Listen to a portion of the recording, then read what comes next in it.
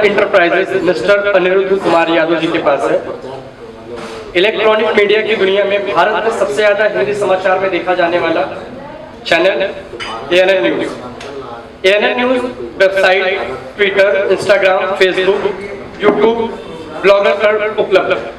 ANN news का इतना ही काम नहीं कि ये सिर्फ समाचार के खबरों का प्रकाशन करे। ANN न्यूज का काम है साक्षात्कार, समीक्षा, घटनास्थल की जानकारी, न्यायिक प्रक्रिया, वारदात, मनोरंजन, विज्ञापन इत्यादि कार्यों से जो संबंध है ANN न्यूज का।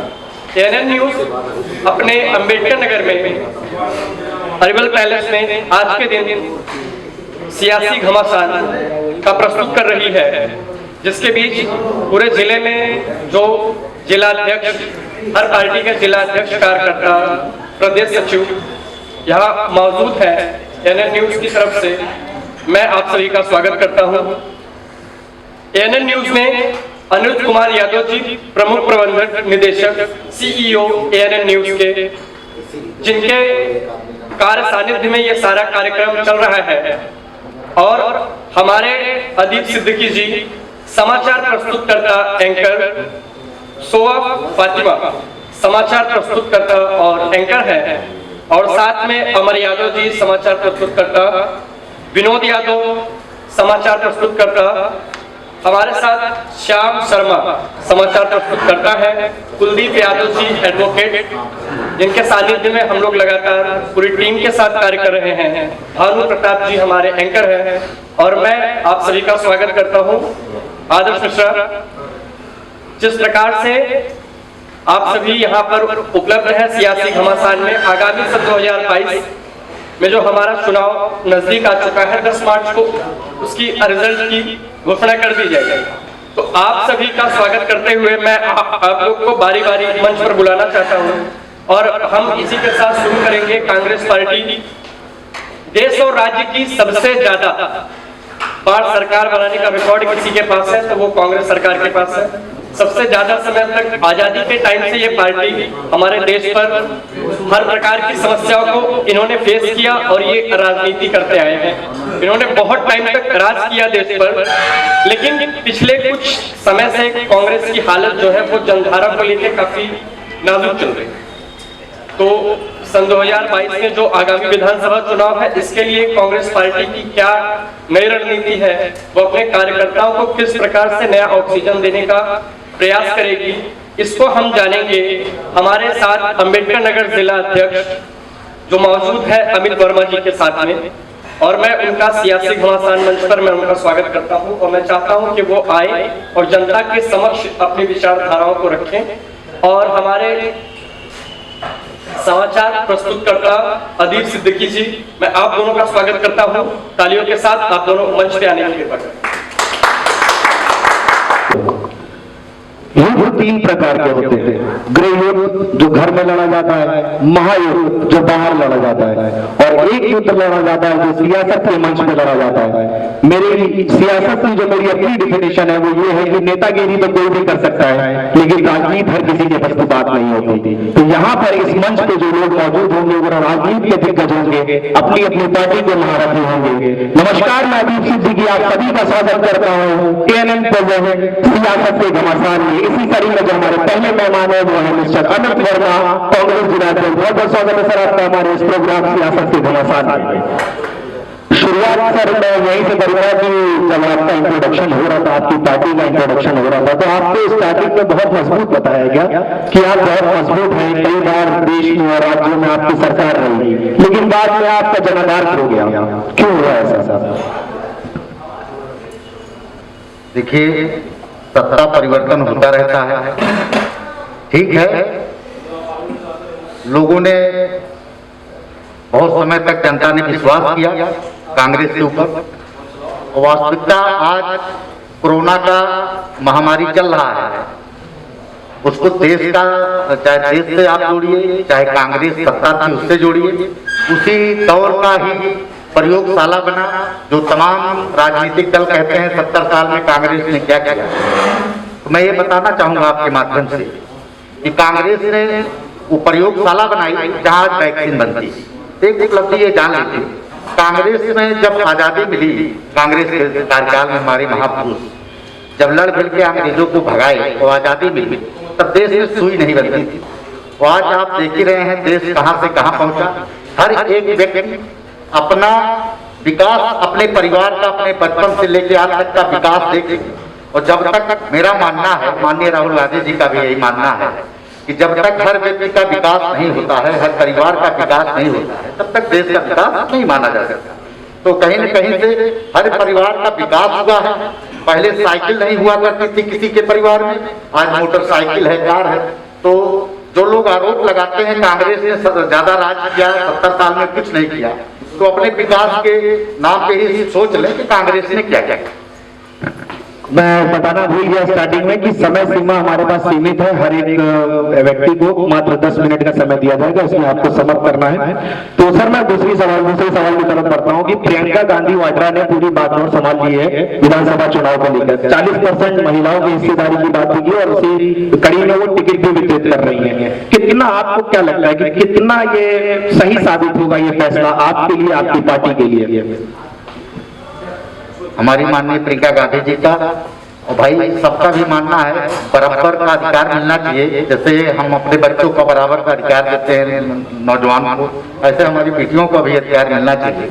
तो देश को आगे ले जाना है तो हमारी माताएं बहनें भी अगर हिस्सेदारी लेती हैं तो इसमें बुराई क्या है। कहीं न कहीं देश को आगे ले जाने के लिए हमारी बहनें भी आगे बढ़ चढ़ के राजनीति में भी हिस्सा लेंगे। तो स्वाभाविक है अगर हम थोड़ा सा विकास कम किए होंगे तो ज्यादा करेंगे, राजनीति में भी, हर क्षेत्र में भी। तो कहीं न कहीं से आज देखिए चावला जी कहां से कहां पहुंच गई। वैसे राजनीति में हमारी माताएं बहनों को भी आना चाहिए। लोग कहते हैं हम पीड़ित है, तो अभी देखिए आपके आशा सिंह जी को जो है आप टिकट दे दिया माननीय प्रियंका गांधी जी ने, वो पीड़ित परिवार से थी। तो कहीं न कहीं से उनको लड़ने का अधिकार, लीडर बनने का अधिकार माननीय प्रियंका जी ने दिया। तो हमारी सोच तो दर्शा रही है प्रियंका गांधी जी का। हम कहीं न कहीं दबे पिछले वंचित शोषित सबकी बात करते हैं, हमने टिकट दे के दिखाया। जब आपने ये अनाउंसमेंट किया, कांग्रेस ने ये अनाउंसमेंट की कि महिलाओं की हिस्सेदारी 40% की जाएगी, उसी समय उप मुख्यमंत्री केशव प्रसाद मौर्य जी का बयान आया ये 40 से अगर 100 भी कर दें तो ज्यादा कुछ फर्क नहीं पड़ेगा क्योंकि कांग्रेस का कोई नाम लेने वाला नहीं है। ठीक है, उनको हमारी बहनों से प्यार नहीं है, माताओं से, तो मैं उनको भी कहना चाहूंगा ठीक है, उनको लगता है कि फर्क नहीं पड़ेगा।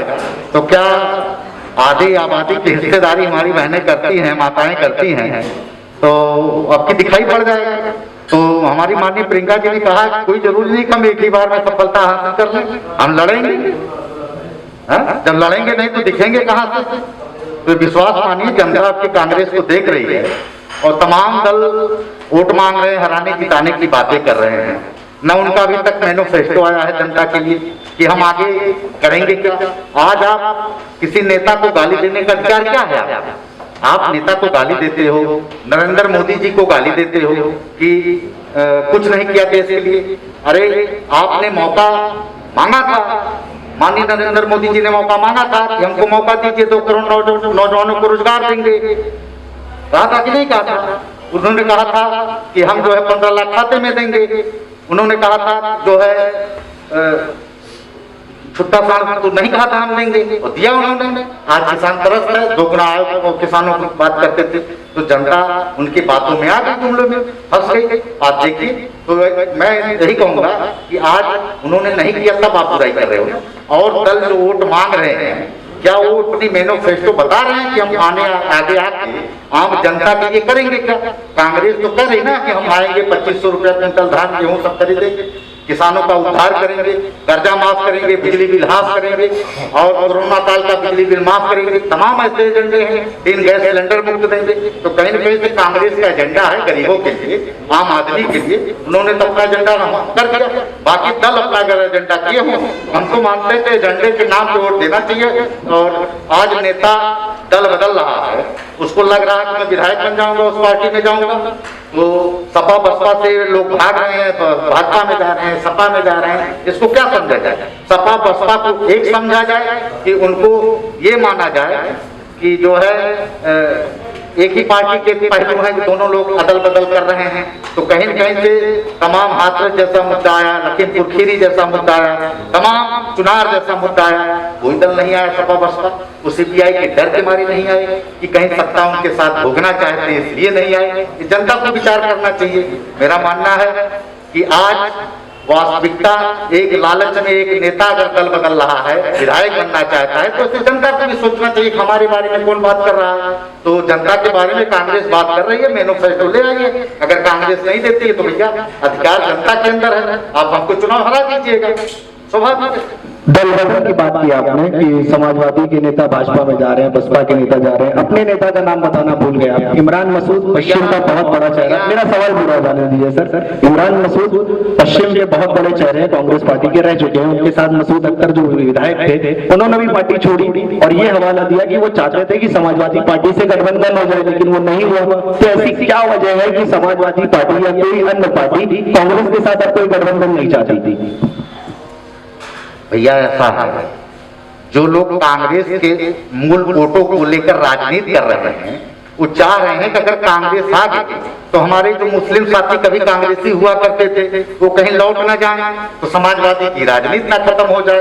बहन जी भी वही सोचती है कहीं हमारे दलित भाई वापस न चले जाएं, तो हमारी राजनीति ना खत्म हो जाए। बीजेपी जिंदा रहे, अगर बीजेपी जिंदा रहेगी तो हम भी जिंदा रहेंगे, अगर कांग्रेस जिंदा हो गई तो हम मर जाएंगे। तो राजनीति में सबको लालच है और सबको दिखाई पड़ रहा है कांग्रेस ने देश के लिए बहुत कुछ किया है। और मेरा मानना है जनता को सबको मौका देना चाहिए, मौका दिया। अब सामने दिख रहा है किसने क्या किया देश के लिए। तो कहीं ना कहीं से जो आपने कहा भी इमरान जी पार्टी छोड़ के चले गए, तो उनको भी लग रहा होगा कि चलो हराना है, तो अगर हराना ही है तो क्यों नहीं आपने सपा बसपा कांग्रेस इस भाई आजादी हमको अंग्रेजों से कांग्रेस के मंच तले मिली ना। तो अगर आप बीजेपी से आजादी चाहते हो तो क्यों नहीं आप कांग्रेस के मंच पे आ गए? सबसे बड़ा मंच है वो देश का। अगर देश का मंच नहीं है, मैं झूठ बोल रहा हूँ तो आप बताइए नहीं भाई, देश का सबसे बड़ा मंच कांग्रेस है, उसके मंच तले आके आजादी ले लीजिए, फिर आप अपना दल बदल चलाइए। लेकिन कहीं ना कहीं से वो लोग बीजेपी को जिंदा रखना चाहते हैं। उनको कांग्रेस से कोई सारोकार नहीं है, देश से कोई सारोकार नहीं है, जनता से कोई लेन देन नहीं है। वो बीजेपी जिंदा रहेगी तो लोग भी जिंदा रहेंगे, जो मेरा मानना है। चलिए, आगामी विधानसभा जो चुनाव है, अम्बेडकर नगर जिले की बात कर दूं अगर मैं, तो कितनी सीटें जीतने जा रहे हैं आप? अम्बेडकर नगर मेरा मानना है बहुत अच्छी लड़ाई होने जा रही है और त्रिकोणीय लड़ाई होने जा रही है। पहले जो लोग जनता कांग्रेस को नहीं सोचती थी, लेकिन दूसरों को मौका देके जनता ये समझ चुकी है कि हम ठगे हुए हैं, और अब कांग्रेस के प्रत्याशी का इंतजार हो रहा है। जहां हम लोग जाते हैं पूछते हैं अध्यक्ष जी आपके पार्टी से कौन आने वाला है, तमाम ऐसे चर्चाएं चलती हैं, पूछा जाता है। यानी कि पूछा जाता है कहीं कहीं हम लोग की पूछ बढ़ रही है। ये हमको विश्वास है कि जनता फैसला लेगी। अगर जनता वोट देके किसी को उसी के हाथ में अधिकार, माननीय राजीव गांधी जी ने जो अधिकार किया, और देशों में आप देख रहे होंगे कि इसी वोट के अधिकार के लिए लोग संघर्ष करते रह गए कि हमको वोट का अधिकार होना चाहिए। लेकिन हमारे यहाँ माननीय राजीव जी ने 18 साल के नौजवानों को अधिकार दिया, वोट का अधिकार दिया। तो ये अधिकार, यही अधिकार है जो नेता आपके द्वारे द्वारे आके पूछता है। और इसमें आप पढ़े लिखे लोग हो, अगर ये नहीं समझ पाओगे देश के लिए करेगा कौन। यहाँ तो पार्टी की बात होनी ही नहीं चाहिए, आप देश की बात होनी चाहिए। जब देश बचेगा और देश में कोई चीज नहीं बिकेगा, स्थापित रहेगा। जो आप क्या चाहते हो अपने बच्चों को 10,000 की नौकरी दिलाना, या 50,000 की नौकरी चाहते हो, तो कहीं कहीं संस्थाएं बचेंगी तभी तो हमारे बच्चे आगे जाएंगे। वो जो सिस्टम चला था नौजवानों को रोजगार का, तो आज जो लोग पढ़ा रहे हैं बच्चों को, तो 50,000 की नौकरी के लिए पढ़ा रहे हैं ना कि संविदा पे 5,000 के लिए पढ़ा रहे हैं। तो कहीं कहीं से कांग्रेस को हम लोग देख रहे हैं, देश ने वही चलाया है, वही चलाएगी। और मेरा मानना है मौका सब 32 सालों में सपा बसपा भाजपा सबको बार बार मौका देने का जनता ने आपकी कांग्रेस को मौका दिया।